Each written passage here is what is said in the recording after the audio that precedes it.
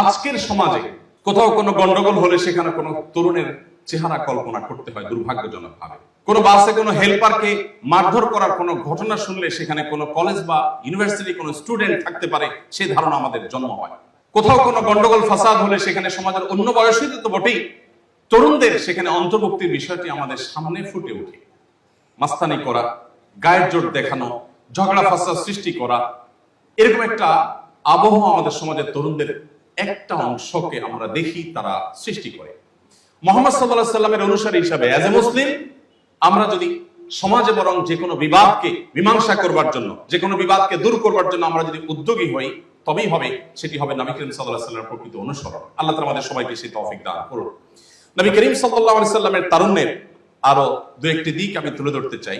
তিনি তার তারুণ্যকে সব সময় চেষ্টা করতেন সকল প্রকার কলুষ থেকে মুক্ত রাখবার। আমাদের